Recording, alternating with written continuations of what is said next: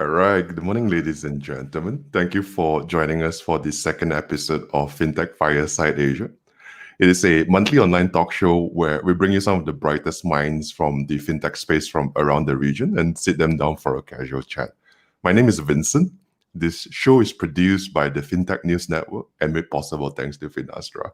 We've got a great show for you today. We're joined by Neal Cross, who is the chairman of PictureWealth. Prior to his jump into fintech entrepreneurship, Neal was one of the most prolific bankers in Singapore as the Chief Innovation Officer of DBS Bank. He's also the board of advisor for Razer Fintech right now, who's also applying for a digital banking license in Singapore. Neal is always in great demand in the speaking circuit, so we're very fortunate to get hold of him today. Neal, thank you for joining us. Welcome to the show. Thank you. I just thought if you got the right person there, you did say you wanted the brightest minds in fintech. But it's a great honor. So thank you for inviting me to the show. I liked last month's episode with Calvin at AMTD. So I hope I live up to the billing, so to speak. Thank you. I'm sure. If not, there's a bright hit in the show, so it'll count for something. So before we begin, just want to remind the audience to feel free to ask questions as we go along. Now, that's kind of the point of why we're doing this live, so that you get the opportunity to interact with some of the guests that we have on our show. So before we jump deep into it, Neal, why don't you give us a little bit of a background about yourself for the benefit of the audience who may or may not be familiar with you? Yes, thank you. So, I'm Neal Cross. I started games development at a very early age when I got my first 8-bit computer in the 80s. I did that for a while, co-wrote a few commercial games. Spent a lot of time, actually, funnily enough, doing what generally kind of considered kind of Eastern things. So studying a lot of Tai Chi, Chinese and Tibetan Kung Fu, Qigong, Dorji, Xingyi, Bagua, and then moved to work at Dun& Bradstreet, writing software, and I've always been quite a good coder, and then spent many years at Microsoft. So worked in Sydney, doing pre-sales there for Microsoft. Ended up running their Asia bank and insurance business, about $1 billion sales business at the time, US, and then run MasterCard Labs for the region. And more recently at DBS Bank, which I left about 18 months now. And I had a brilliant career there, one of the most amazing places I've worked, and then set up my own fintech company, and I have my own foundation and stuff as well. So I've done lots of different things. I don't have many qualifications, and I don't like to tend to do things twice. I like to move around a bit and try different experiences and different roles and industries. Pretty cool, pretty cool. With all the Tai Chi and Qigong, I'm starting to feel that you may be more Chinese than me, Neal. I also played badminton. My favorite sports are badminton and ping pong. So I think I was definitely born on the wrong side of the world. Yeah, But anyway, I'm here now. That's the yeah. important thing. So, of course, being a banker and especially being a C-level in a bank comes with a lot of perks and comfort, right? So, what kind of made you do the jump from a corporate kind of lifestyle to the wild, wild west of the startup world? Certainly I'd like to precursor that, even though the role of an MD certainly has perks, and it's well salaried, they pay well. It also does come with a lot of responsibility and a certain level of stress as well. And For so sure. it's people tend to forget that the one job I'd probably never do, never say never, but I certainly wouldn't like to be a CEO of a bank. And I Yeah, say that not because I don't think it's a good role. I just think the level of stress and is fairly high. The concept of holiday or off time, I would imagine, is very low. And and there's so much to worry about, because all those numbers in the database are people's lives, and things can go wrong, and regulators can get involved. So there's a lot associated with that. I mean, what made me at heart, I suppose I'm an entrepreneur. I've done lots of different things. Had a wonderful time at DBS. Spent 5 years there. Some amazing people. We created, I felt, something really special. Thankfully, the world recognised, and DBS and other people inside the organisation got rewarded for that. And I felt we helped a bit to educate the Singapore and wider community as well on innovation and transformation. I thought, you get to a point where I did something I felt was really hard. I felt it's the hardest job I've ever done. For those of you who know me, I've spent a lot of time not taking the easy route, not just going after tech innovation, doing kind of small or sexy kind of tech led.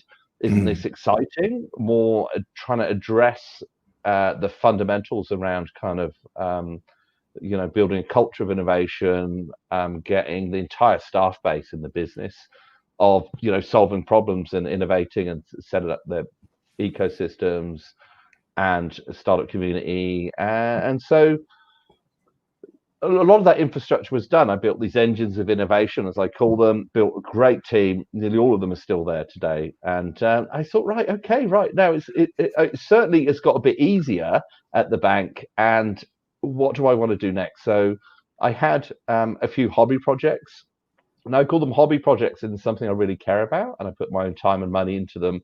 And one, as many of you know, is building social enterprise hotels for conservation in Sumatra. So one with the orangutans, Hotel Orangutan, and one with the coral reefs called Pulaway Paradise in the north of Sumatra.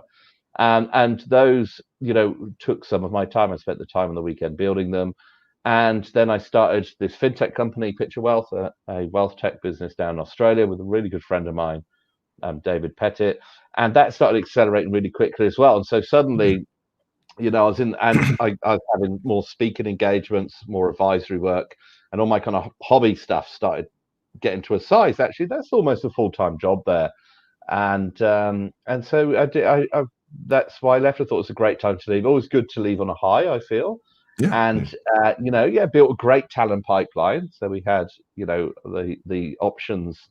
The leaders that worked for me took over the reins, and I haven't. I really miss my team. I miss a lot of the people at DBS, and I miss a lot of the perks. I do miss. I'm sure. But now it's again doing something where I feel scared. Yeah, I'm like, I don't know the answer anymore, and it's a bit a bit worrying. I've got to kind of figure stuff out, and I'm in new territory again. I'm out of my comfort zone, and that's great fun. I'm really enjoying that. That's kind of what keeps life exciting, right? Some uncertainty, some adventure, and that's really what keeps things fresh.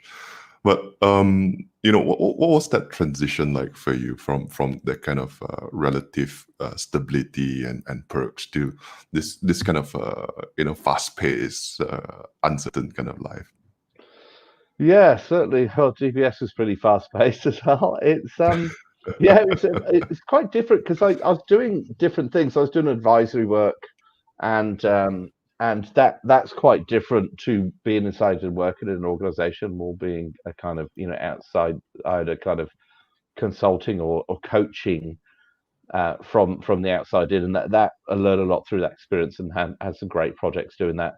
And at PictureWealth, I've always been quite lucky because I think I did built the hotels on the weekends, and so I was already doing something kind of off my own bat, if you will, and doing something that was non-banking. I found the transition both hard and easy. And hard because I've worked in some fairly large companies. Microsoft got 150,000 staff. DBS, what are we up to now? 28,000. I mean, even Mastercard's not whatever they had, 8 to 10,000. And so having that infrastructure around you can mean that you find it hard to operate when you kind of dial it down into a smaller organization. But thankfully, I've been doing my hotel projects. I was kind of used to that. I've done early in my career game startups and stuff, so I was kind of used to that. And really then being prepared to do anything. Anything. I was fixing someone's laptop the other day. I fixed laptops, right? And because I used to work at Microsoft, and I'm fairly technical. And, I'm really I'm the laptop man. And so, I get it all every day. Hey, Neil, can you come fix my monitor's not working properly on my mouse or something? And, I kind of laugh and I make a joke out of it. And we'll get some tech support people later this year. But that's a great example. Is you really have to kind of put away your ego. You have to roll your hands up and just get and do, because there is no one else to do. And that realization is, it's like, where's my KPIs? Well, for this role, okay, well, no, we need to talk to head of HR. Who's the head of HR? Oh, we don't have one. Okay, well, I'll be the head of HR, and then I'll write my KPIs, and then I better do everyone else's KPIs, and then suddenly, and that's the sort of stuff you get into. Is really getting into just quickly as you can. Building out all that kind of normal kind of business and office infrastructure that you walk into a job that's already there and you just utilize it, is to actually making that yourself. That's the big difference to me. I think a lot of bankers that I speak to, the transition from their life of being a banker to an entrepreneur, that's often the thing they struggle with, right? Because within a bank, you have specialized people doing one specific role just for you, and then now you jump into a startup and you really have to get your hands dirty. And I think that's something that people do struggle with. I think, tuning in live today, there's probably some bankers in the audience who is kind of thinking of the same transition that you just made, probably considering the route of entrepreneurship. So for those people who are tuning in and listening to this, like what kind of advice do you have for them in this transition? Well, don't do it. No. Seriously, the bonuses go up. Just don't do it. Just kick back a bit at the bank, wear some shorts or something.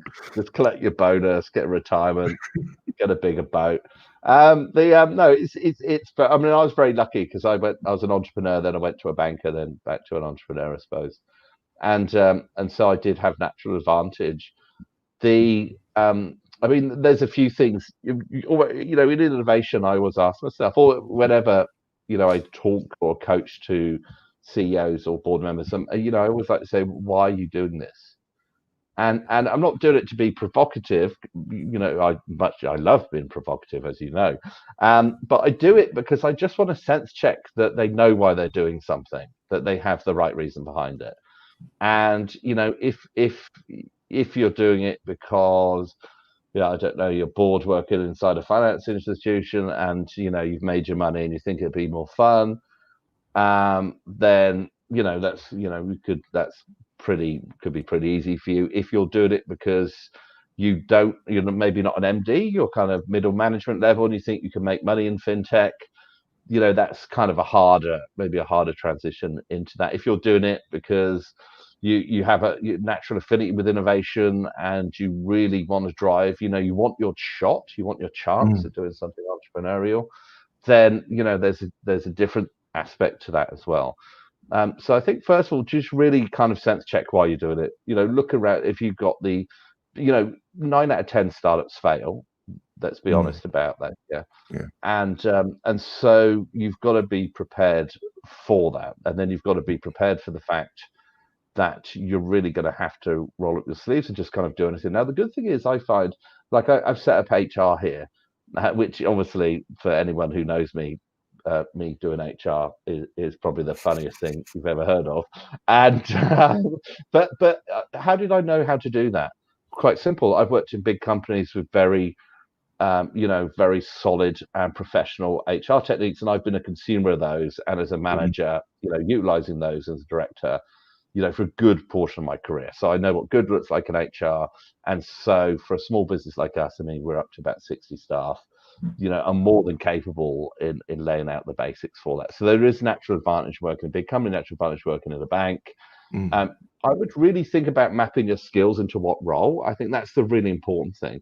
An obvious one. I mean, some stuff is just so transportable. For example, you work in the CFO teams at a bank, you can go straight into a fintech as the CFO. That's really easy. The transitions I see where they go a little same with technology. Is as long as depends which tech you use, and if you're writing COBOL, then probably not go straight to a fintech. Or the US needs unless it's a COBOL, kind of reinvention, software company you're going to join or something. But or remediation, and so if you're using the tech, if you're in an area around mobile dev or payments, something like this, and you can find a fintech where it's a good fit using similar or the same, code bases and frameworks and that kind of stuff, then certainly, again, that's an easier transition. If you're in marketing inside a bank, then that is, I'll put that. So first level of easy transitions, let's get the camera right. First level, number one would be that you do a very similar job. So tech, legal, finance, and that's really transportable. Second level is transportable, but there needs to be some change. So marketing may be a good example. Doing marketing at a big bank would be vastly different, well, quite different from doing one at a startup. A lot of the tools, systems, etc. For one, And I think the probably budget would be very different as well. yeah, that's it. Yeah, but slightly. In fairness, depends which fintech you're in and how lovely your VCs are, and you can spend a lot on digital marketing. But and things like HR as well, they'd be different. Maybe different, but you could stretch to learn. And then I'd look at the sales component. The biggest gap I see in B2B fintechs is just not having the sales horsepower that's required. Doing enterprise sales at scale. I used to do that for a good proportion of my career, 7 years, actually probably about 10 years all up. It's hardcore. Yeah, you need these kind of coin-operated salespeople, executive level, can go build the content, get the meetings, have the contact list, drive something which can take the average enterprise software sales at a bank's about 9 to 12 months. And so, you need someone who knows that process inside out and how to get to a result and, run a funnel and an effective sales pipeline on that thing. And sometimes I see people who work as relationship managers in banks, RMs, in either institutional or wealth or private, feel they can naturally then transport themselves into selling to banks and bankers and selling a kind of tech play. That's a difficult transition. There's a bit of need to go back to school a bit. There's some, it's a different sell. One's much more relationship focused, the institutional and private, whereas a kind of B2B software, essentially B2B fintech, it's still not impossible at all. But again, there's new stuff to learn. And then the third bucket is, the kind of roles which really aren't transportable that you might be working in. They can be, but unlikely. Bank operations, very specific, areas that Compliance really aren't. Yeah, well, there's compliance you can. I mean, many neobanks don't seem to have a compliance team, but anyway, that's another story. But no, there is certainly compliance. But maybe big end institutional banking or something very specific to a product set that there's no real fintechs focus, or not too many fintechs focusing on it, or an area that's really specific to banks or to big stuff, and it isn't relevant to small stuff, which is what fintech is. And just actually on that note, the one thing I did find is there's a lot of romanticization around being in a startup and the startup culture. And startups are cool and startups are sexy and they're inspiring and it's way bean bags and t-shirts and shorts. Certainly, I mean, I wore shorts every day, even when it's been really cold. But but for me, do you know what it is? It's just a small business. It takes me back to, being a games developer where there's, 3 of us writing a game, or, when we got a bit bigger, all up, had about 8 people, and we were in, a kind of unit in an industrial estate, with no windows, when I was kind of, my teenage years writing games. I mean, it's we work in a small business. I mean, the business is growing exceptionally, quickly in Congratulations. PictureWealth. But yeah, I like the fact we kind of, that's the big thing was, even myself, I was like, yeah, back to startup world, then kind of reflecting, going, yeah, actually, it's a small business that runs very quickly and gets to a medium business very quickly. So there we go, really. So why are you doing it? So what outcome do you hope? What problem are you trying to solve with a move into this area? And certainly, I recommend you do it. And if you've got lots of money and you're not doing it for the money, go do it for some good. Yeah, go do some financial inclusion. Actually, so if you've made your money and you want to give back, and maybe you're in quite a specialized bank role, maybe fintech is the way. Financial inclusion would be a much easier transition because they still have core banking and lending platforms, yeah, and they have correspondent banking and agents, and they have branches and other stuff as well. So there's a tip for you. Actually, there is money in financial inclusion as well. But if you don't have to do money, you're doing it more to be an entrepreneur. And maybe hey, go towards the light. Yeah, go do something that's going to generate some good and change people's lives in poorer parts of Asia. Yeah, there's a lot of stuff to fix in this area. There's a lot of good advice over there, from the skills to the reason, and I'm sure a lot of people would have benefited from what you just explained. One thing I want to talk about, but before I jump on to my next question, just wanted to remind our friends who are tuning in from Facebook and YouTube today, feel free to ask questions. I am happy to direct it to Neal. So earlier you mentioned that that there's a little advantage of being in a corporate world where you learn some of the systems and how to actually operate. Like, for example, some of the HR stuff you were able to kind of apply within your own startup as well, right? And in the number of conferences I sat down in, I've also heard certain founders who are not from banking background. They say, "Hey, what I really want to do is avoid hiring bankers because I don't really want the kind of legacy thinking of a bank being applied within this startup environment." Do you think there is a leg up being a banker entering into fintech entrepreneurship versus coming into it fresh? There's pluses and minuses, I think. I mean, what's it given me working at a bank? It's certainly given me a massive appreciation of things like process, compliance, risk, security, data, distribution. And it's given me a massive appreciation of kind of combining analog and digital, humans plus tech platforms that you wouldn't really get to such a degree. It's an appreciation of the products and the process and understanding actually why it's hard, because a lot of the time there's an assumption that the stuff that's broken, well, not broken, but say non-optimal in banks, is all due to the bank and their tech. And there's an assumption that you just give them great tech or introduce them to a startup and it's all going to be fixed and beautiful and quick. Nah, it's not. A lot of that stuff is that shape because of the regulators. It's a lot that shape because they're huge monolithic product providers. It isn't as simple as technology. There's obviously culture and other things, in that space as well. So having an appreciation of that, I think it really depends what sort of fintech you're in as well, in fairness. We see a lot of consumer facing fintech because if you've never worked in a bank, or you've never run a business or been a billionaire, you probably haven't experienced private banking or corporate banking before. And so they tend to innovate around stuff, cards, lending products, debt products, payments, stuff that you tend to, even wealth to a certain degree. And I suppose so. There's an advantage, as in, because I never worked at a bank, and when I joined DBS, even though I've been around banks a long time, certainly not a banker, probably wouldn't consider myself a banker either. But it was good because I didn't know everything, and I would ask the stupid questions. And I would ask, why is it this way? Why? And and sometimes there's a good reason, a lot of the time there isn't. If I'd been in a bank for 20 years, 30 years, I may not be asking those questions. And so it's pluses and minuses. It depends which fintech you're in. And also what I would add as well is not having that kind of concept of not having industrial bankers. That's one, it's, a little bit elitist. Two, I think it's foolish.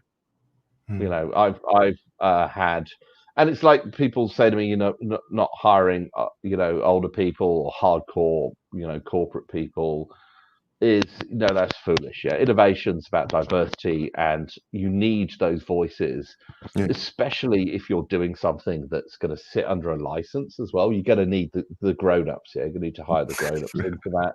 I mean, someone to put everyone in check, right? Yeah, that's it. Yeah, I mean, maybe you wouldn't put the banker. It depends what you're doing, but if a fintech, maybe you wouldn't put the banker as the CEO. Maybe you'd put the banker in, the head of compliance, the CFO, maybe even in COO, maybe in a product role, maybe on the board. It really depends. You've got to put the creatives and the kind of the industry and the execution capability. You've got to kind of mix that together.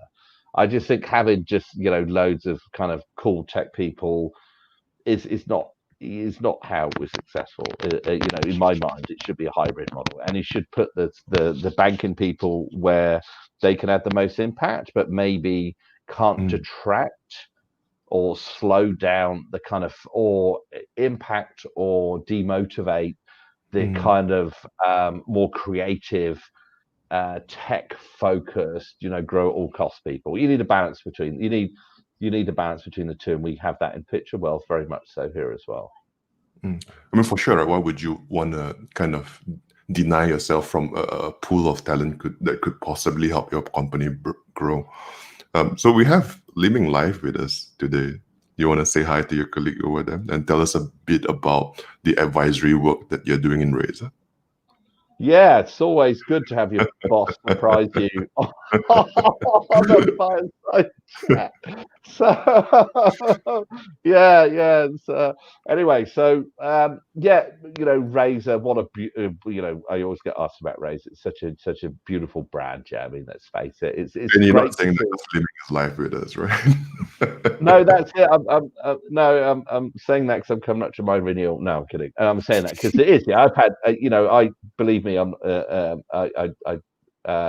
had a Razer. I'm a gamer. Yes, I wrote computer games when I was younger. I've played games every day of my life, pretty much since I got my first computer. And I've had Razer products, mouse, and like those beautiful gaming machines. Yeah, the only company that's ever. I've built my own desktop since really PCs first came out, all the way till today. The first time I kind of wholesale transition laptop was on Razer because I needed the grunt for the gaming, yeah. And I do 3D modeling as well. But a company that's so focused on experience and detail, and elegance and beauty, but also form and function and execution all wrapped up into one company, and they enter finance. Oh my God, it's like a fintech innovator's dream. When I got approached to that, I was like, oh my God, how much do I have to pay you? I mean, yeah, so it's like the transaction was almost going the other way. I had to pay to get on the advisory board for business like this. And what I love is there's so many digital banks going out there, and it just feels very generic. We're seeing this at Hong Kong. Oh, let me guess, you've got a card. Yes. Tick. 1, you have a card. 2, is it in a funny color?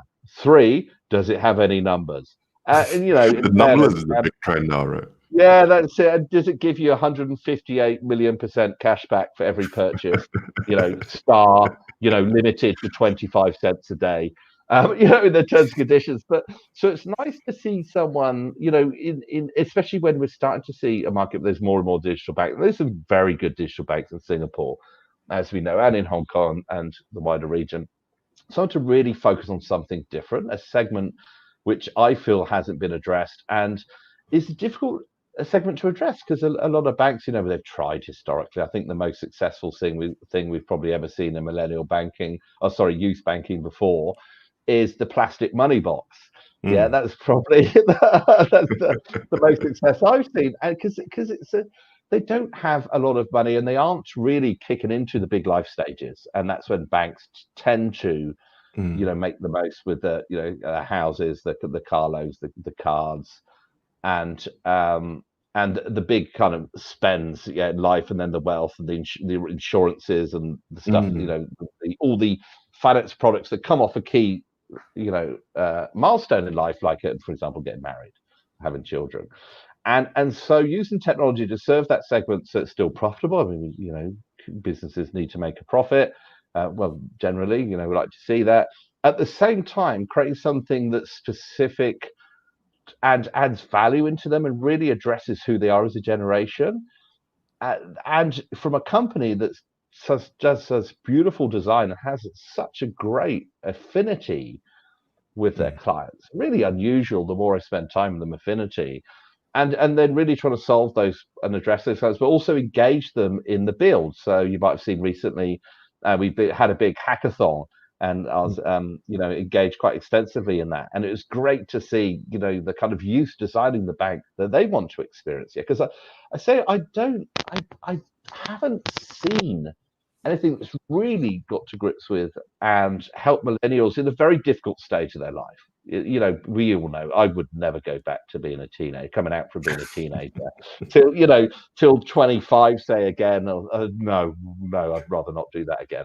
And so it's very difficult. It's very, and finance tends to be very opaque. There's not much education. It's very disconnected for what you're trying to achieve in your life. So, I'm trying to protect the people I love.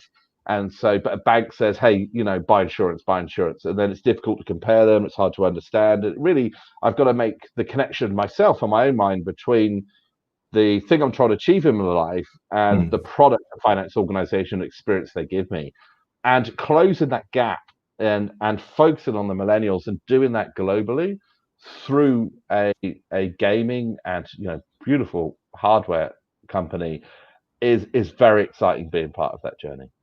And I do think, for the most part, if you see the kind of innovations that are coming from most banks from around the region, it's very much focused on the efficiency of the transactions, right? So it's really very contextual to different life stages. And I think maybe that's a gap that the new digital banks can fill, and companies like Razer are in a position to do that.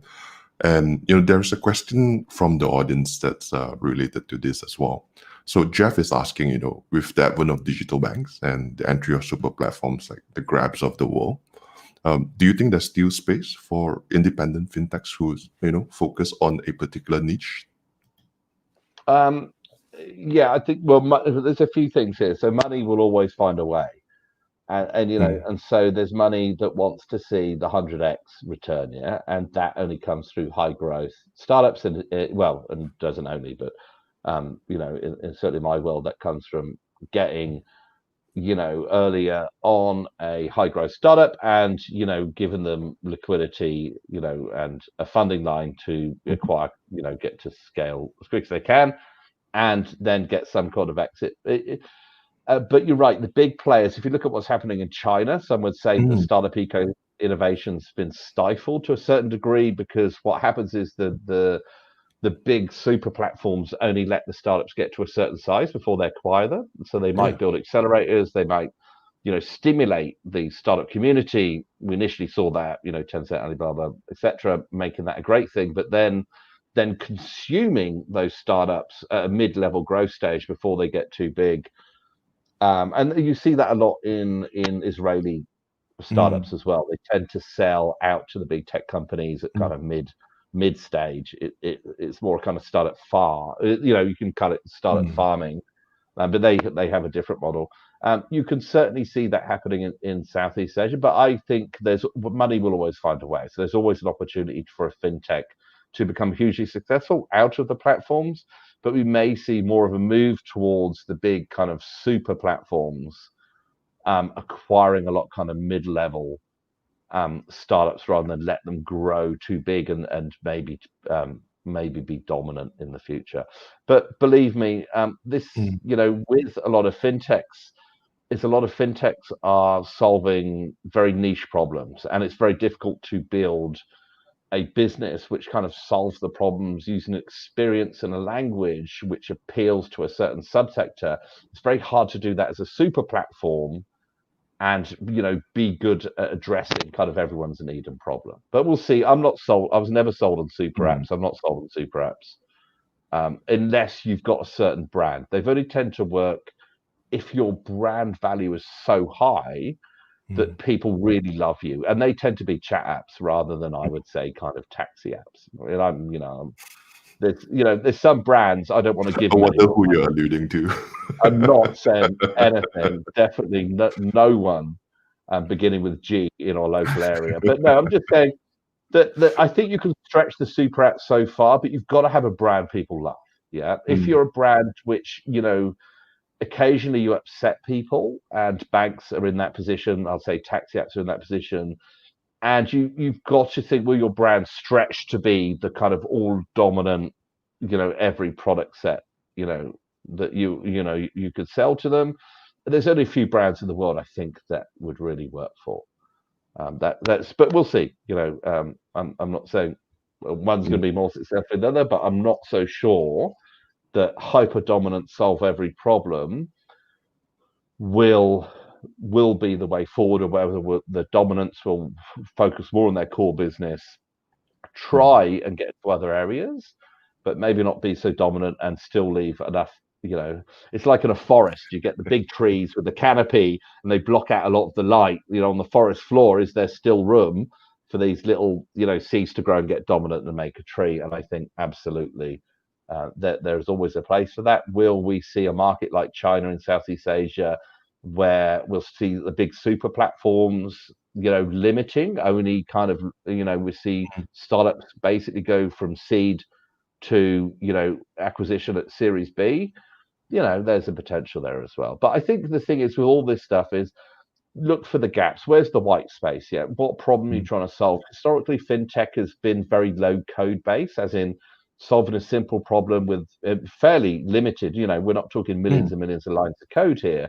It's a fairly small app, or a problem that only requires a limited amount of code. So a lot of the obvious stuff has gone, and so look through that entire kind of bank and insurance cap markets, value chain, process chain, product chain, whatever you will, and there's gaps. There's still gaps there to make money. Just you've got to be a bit smarter, I feel, with this, and you've got to, I think the future of everything. I come up with this the other week. What do you think? I think the future of everything really is about data and distribution. I mean, there's a lot of truth in that, right? That's what I'm thinking. I use that lens a lot now when I'm looking at partnerships and new strategies and innovation, and doing reviews of initiatives at companies and governments. I just put a data and distribution lens on this thing, and does that still make sense?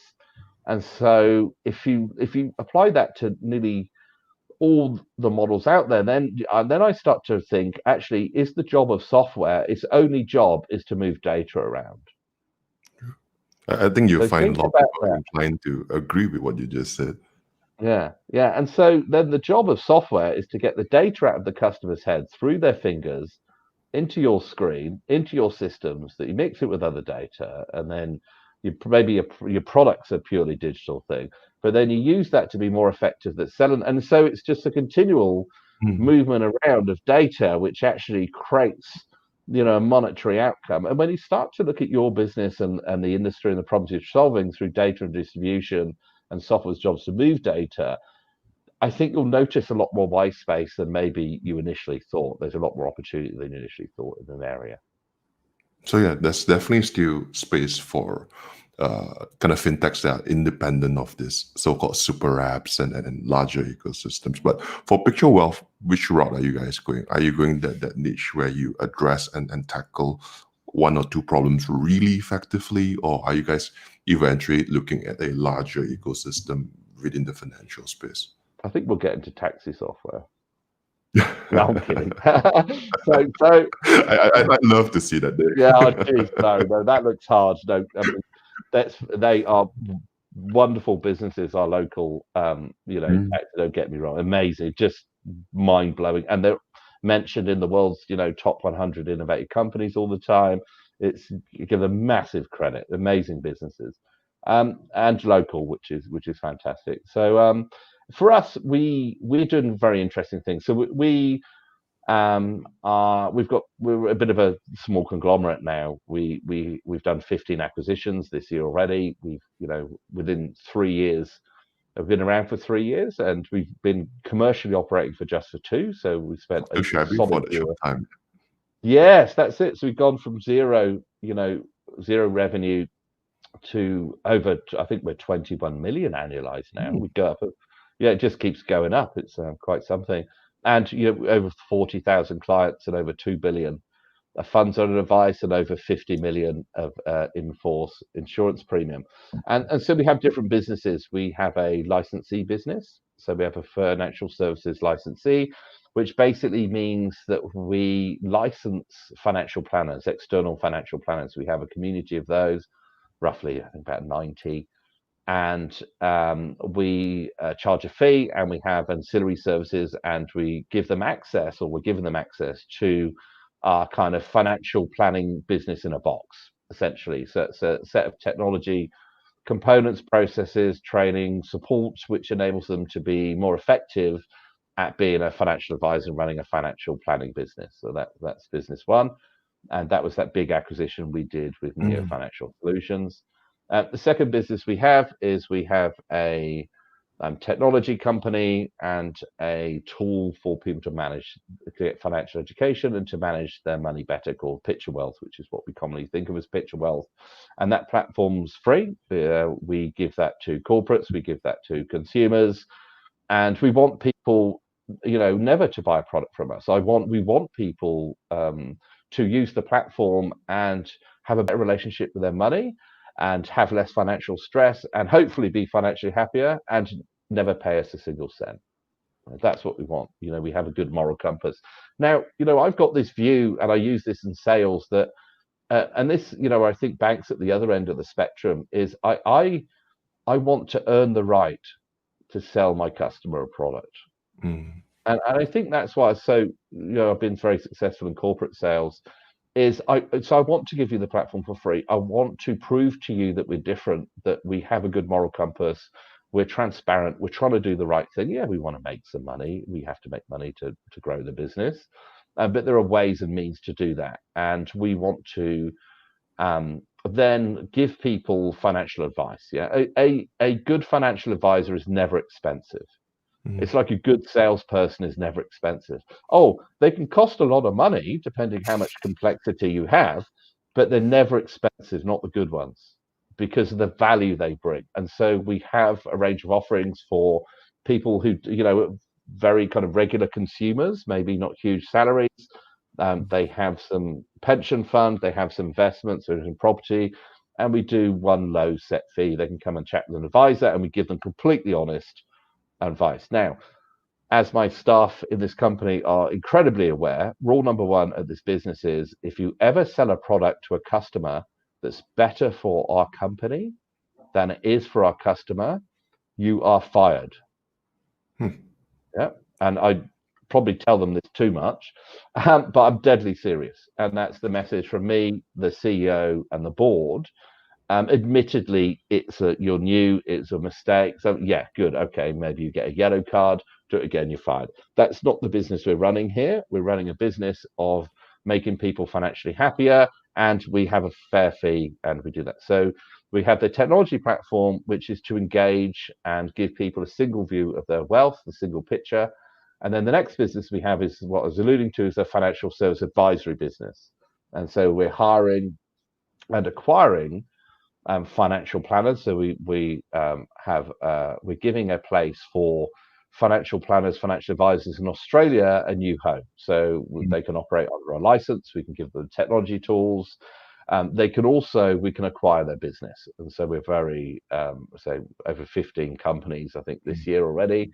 That's not bad for 6 months. And so if you're a financial planner in Australia, and you want more options, and you want to think about, a more beneficial exit for your business, or a combined model, we want some exit now and some later, then come talk to us, PictureWealth.com.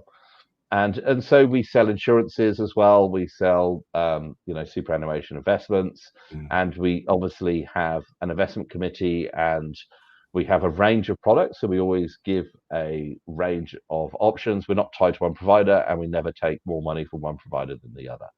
Completely transparent. It's all about, wealth for me, it's a real shame that we're not focusing enough on financial education in developed markets. Very true. So, yeah, it's a huge gap. Yeah, if you think of wealth for me, I'm a pretty simple guy. Yeah, I left school at 16, and wealth for me is all it's about is dealing with people's hopes and fears. Yeah, people hope that when they retire, they can go on a nice holiday to somewhere like,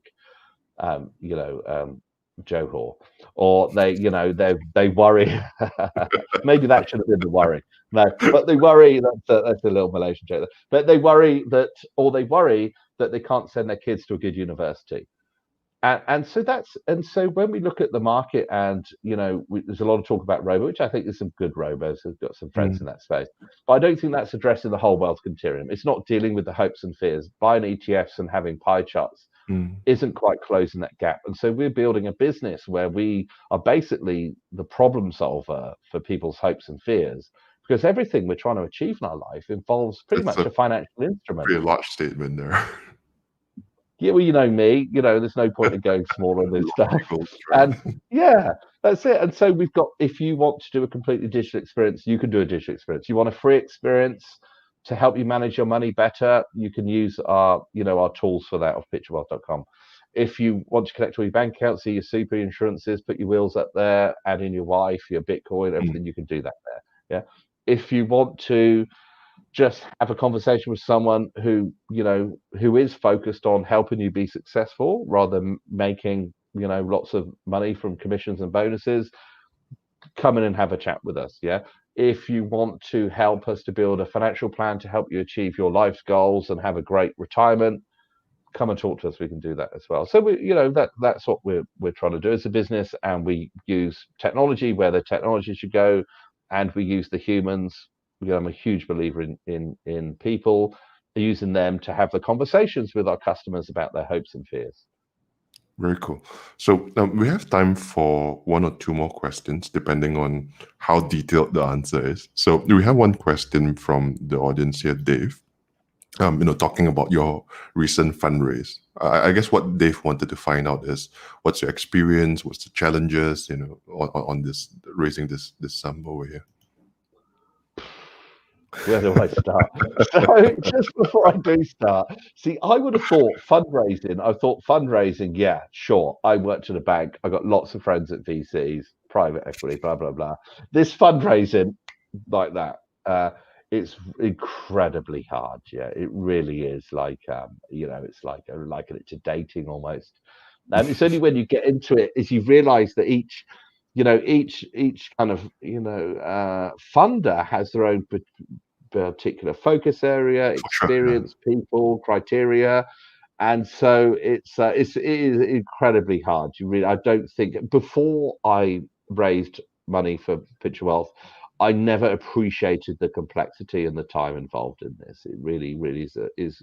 And so, massive congratulations to any founder who's raised money. It's not hard. Well, the issue we had is we had a few things going on at the same time. So one was that we did an acquisition which took our shareholders above 50, which meant that we had to change our company structure, and it was a big change. So we moved from a proprietary business, a PTY Limited, into a public company. Now, don't get excited, not public listed, it's not an IPO, not yet anyway, that's coming. But it's a public company. That means we have different reporting, we have different regulation, financial considerations, compliance, documentation, all sorts of stuff. Yeah, and that was a big change. The good thing is we have a lot more transparency. We have to file our accounts. You can go look through our finance statements. We're public. We're public, just unlisted. That was huge. That had to happen at the same time as a significant transaction that was happening at the same time of closing our late seed round. At the same time, there was something called COVID, and we closed, I think it was 2 days before the market bottom. So we didn't announce the fact we'd close our round, and it was incredibly tough and to do that. But of course, because our customers' investments were plummeting, we were near the bottom of the V, and I would guess that we're pretty customer centric, but we would kind of we thought, well, customers are not going to be happy about PictureWealth, singing from the rooftops to say we close our round and how happy we are, when they're panicking because our customers we did very well by them, but during that free fall drop of the V, we were extra busy spending time with clients, and mostly over Zoom, and helping them actually capitalize on the upswing again. And so we did wait 2 months before we did the press on. But that's really when your service matters, isn't it? That's it, yeah. That's so when we it counts, deployed most of that capital, and our growth is really really going the right way, and it's a growth based on old world wealth. Yeah, we I wouldn't say we're disrupting at all. I say we're improving. We're recombining the constituents of what makes a great wealth business, and we're doing it better. And so our business has some very strong fundamentals that can weather this storm. But yes, and now we're looking at the next raise. and thinking, so we built immediately after the COVID, after that raise, we looked at the landscape, thought it's going to be hard to raise again. Let's build a strategy where we just, run off our own profit. And so we that's our kind of default at the moment. And then we've got approached by a number of entities saying, hey, look, maybe you should raise again because we got some money. So we'll go through the whole merry-go-round of raising, I'm sure or not. We're thankfully in a position we don't need to raise because our kind of model in play is executing beautifully. But yes, so what we're seeing is we also I noticed there's a lot of bargains around. So there's a lot of distressed equity. So you've got a few things happening. One is investors are focusing on their current portfolio. So their current portfolio is in stress, so they maybe need to put some money into that to keep it alive. Secondly, then they're looking around. There's a lot of blue chip opportunity for a while there, wasn't there? You could get Microsoft shares at 30% off, etc. Or oil and other things. So they were looking around, especially in private equity, going, well, we're not going to put money in startups, and we can make safer, quicker money just on on the markets, standard markets. And then that's kind of gone now. Now they're looking at then is distress equity. So who in the fintech world is going to go pop or need a capital injection, and can we get them at a discount rate? And so coming out of the back of all of that, we're seeing that VCs are focusing more on profitable businesses, very focused on profit. But my guidance would be, if you're starting a fintech, make sure that your business model is profitable, and it isn't a business model that will only survive by venture capital, growth and outpricing your competitor, or just buying unprofitable client. There's definitely a shift towards that these days. We have time for maybe one more question and then some closing thoughts. So we have a question from Eugene Kang over here. I mean, of course, your first answer is going to be Razer. But do you see any first, other... second, and third answer would be Razer. Are there other strong contenders that you see in this space? I've spent a lot of time around the Malaysian banks, so I've quite enjoyed myself, the CIMBs and Maybank and Hong Leong, and great leadership and some very, very smart people in there. And so, certainly would be interested to see what their reaction is going to be to that. We'll have to see, the people who are applying for the Singapore one are also looking at applying for the Malaysian one. Grab, I know that Singapore talk a lot about Grab being a Singapore business. I'm not sure it's Singaporean or Malaysian. It certainly started in Malaysia. So that I'll leave that contention out there. Go there. I wouldn't, the unicorn from Singapore or Malaysia. Anyway, we'll leave that one there. They'll be looking at that as well. The same people who applying for the Singapore one will be looking as well.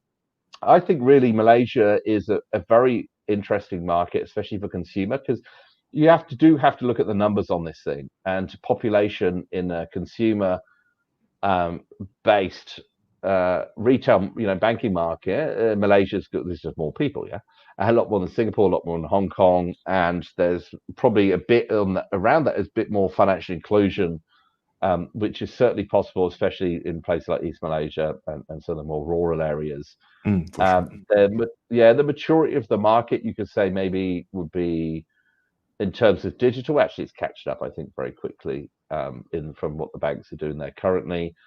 And I'd like to really see that it is going to be local success. I'd like to see. We always like to see the local teams win, for sure. And it doesn't have to be a Malaysian business. It can be a business, like Razer, that has a business in Malaysia that's very focused on Malaysia, a lot of offices and staff, and there's a lot of people in Malaysia. But I'd like to see a Southeast Asia winner of this to be the really big, the digital bank players in this space. But essentially, how do you create something which is going to really drive digital adoption in Malaysia? I think we're yet to see that. I think, and I think the same in Singapore. We're yet to see. So we've got a lot of. Think what's happening in the digital bank landscape generally. you've got a lot of organizations saying they're banks, but they're not really banks. I mean, they're not operated as banks, even if they have a license. They tend to be payment companies. So a lot of what we think of challenger or neobanks are really just payment companies with a card and an app. Yeah. Some of those are taking deposits, some are not. Some are doing some lending, some are trying a bit of wealth, but no one's really making any money. The biggest guys are literally doing just payments and FX, and they're saying they're profitable. Well, that's great because but you're not a bank. You can call yourself a bank, but you're not a bank. And so if you operate like a bank and have to do the bank stuff, which basically deposits onto a lending and net interest margin business, that's a lot more complex, a lot more expensive. And when you've achieved that and you're profitable, then I feel you can say you're a successful digital bank, rather than heralding huge valuations, huge client bases, very low balances, and not actually doing the deposit and lending business. And so we'll see how this is all going to play out. I think a lot of the neobanks have had quite a shock recently. I think some of them we've seen in Australia have took too many deposits, so they don't have a lending business yet. We saw with Zinja, which they're the great team behind that. I'm sure they pivot out of that quite nicely. We're getting others neobanks that are saying that they're doing lending and they've done $10 million worth of mortgages or something, and you're like, wow, okay, so that's one property in Sentosa they did a mortgage. It's not a lot when you really think about it. Yeah, it's not really that much for a mortgage business. But it sounds like a nice one, but it's not. Yeah, so we'll see how it plays out. I'm really waiting to see something just really, really exciting. Either I was hoping something was going to come out of Hong Kong. I want to see stuff which scares me. I see a lot of these digital banks, and none of them they don't scare me. I say, wow, this is going to be really, really, really disruptive. I think the Apple had that potential for a while, but I think it's gone off on that. And so I think, in summary, you've got the local banks, you've got local tech companies, you've got some of the global fintechs, circling, and you've got obviously the China tech fins, and some of the fintechs as well. So we'll see. I think all of these have a good opportunity, but with all of this, in my mind, is building something which is elegant and fits the persona you're trying to innovate for, rather than a lot of these plays are just by client. Create a nice app, basically just pump VC cash into adverts and Google and Facebook ads, and then just do like huge cashbacks, or like what we're seeing in Indonesia with the payment wars there. It's just burning so much venture I think you capital see that money. in a lot of Southeast Asian countries. Yeah, that's true. Yeah, that's it. But the only digital banks that have been successful so far, I've had to buy client. And the original was ING Direct. And, you've obviously got the HSBC First Direct in the UK as well. You have to give you have to buy something. So it's either free ATMs, free FX, high interest rates for savings. But the trouble is these people are fickle. So if you've managed what they forget is if you dislodge someone from a regular bank, once they've been dislodged, they're very fickle. So they'll go to you for your high rate. As soon as you change, they'll go somewhere else, then they go somewhere else, then go somewhere else, That's and true. so there is only a pool of potential clients in any country which will go with a non-traditional bank. And so you could be in a position just fighting over those, unless you do something, very smart, but obviously going after youth banking and have that amazing brand and be able to bring, I think it's what you can bring from another domain to solve this problem. Let's not forget, you always go back to first principles. The fact that the experiences and the technology in finance is non-optimal, banks have had an opportunity to do this for decades. Nothing really has really, in fairness. I mean, we could say some regulatory changes happen. We can say we got some newer or more interesting or cheaper technology. But really, the industry hasn't changed because there hasn't been enough threat. It's quite incremental, the changes, I think. That's it. Now there's more threat. So we're going Yeah. to see the change happening. Historically, if you went into a bank and said, "Oh, I want a bank account with you," they say, "Okay, fill out this 20-page form." And they said, "Actually, no, I don't want to do that." Where you go, "Well, go to the bank next door because they'll ask you the same." Yeah. So no matter where you went, you had to fill out a 20-page form. Now the world has changed. If a bank said that to you, said, "Fine, I'll just go sign up for a digital bank," and but actually, I don't need a bank. I just want a loan. I'll go to a peer-to-peer lender. Actually, I didn't need a bank. I was just trying to do a payments. I'll go to, a wallet provider. And so the optionality in finance now, because due to regulatory changes, just ecosystem changes, technology changes, there's more optionality. That means there's more threat, and the higher the threat and fear and disruption in any market, but especially in finance, will drive will also, don't forget, it will also drive the traditional organizations to change and innovate quicker as well. Well, that's definitely the right direction for the industry to go. Now, of course, I'd like to continue this chat for another 2 to 3 hours, but we've unfortunately run out of time. So maybe before we go, do you have any closing thoughts on innovation or entrepreneurship in general that you want to share with the audience? Yeah, so there's one here. I think is it Eileen? I hope it's Choi. I hope I said your name right there. So the job of an innovator. Look, here's what can happen if you're an innovator, entrepreneur. You're trying to make change in an organization. Is historically it's been incredibly hard, and the organization has tended to shut those people down. And in my mind, why I felt the team at DBS succeeded so well is we didn't try and innovate. And so what we did is we try to make everyone else the innovator. So think about what happens. I run MasterCard Labs in Asia, Middle East, and Africa. You think I'd be pretty good at payment innovation?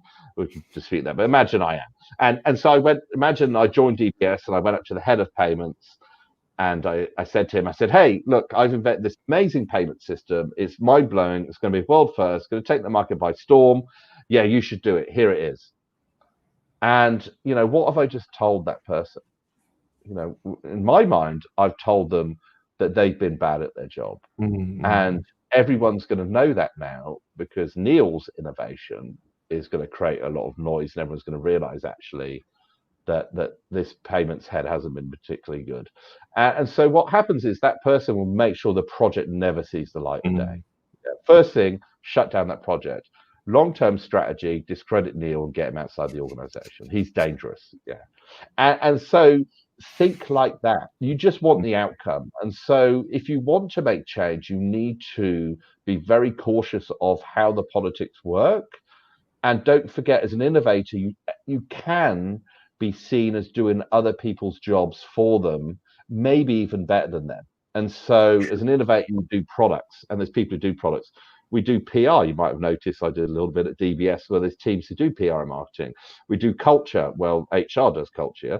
We do some tech. There's a tech team. And so you think about really that your job really is to create a culture of innovation where everyone can be better at their job. And that's how you need to create a movement. So you need to excite and engage the staff base, the change is happening. And you need to position it that actually it's each business or support unit, they're the innovators. Yeah, it's their problems, it's their customers, it's their products, and it's their people who are going to fix it with their money and their technology.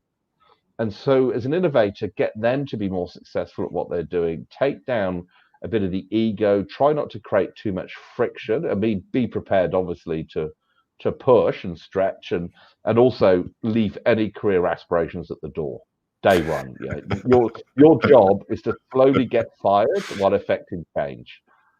And so that's my guidance is don't go in as the inventor, go in as the person who's going to help these other people fix their problems for their customers. I think those are some great points, right? Instead of making them feel like they are part of the problem, you involve them into being part of the solution. And I think that's going to go a long way. Well, with that, it leaves me to thank Neal for joining us today. And thank you all for tuning in live with us. That's all the time we have. Please stay tuned for the next few episodes. We've got some pretty cool guests lined up. Thank you, Neal, for joining us again. Have a wonderful day. Thank you. Bye-bye. All right.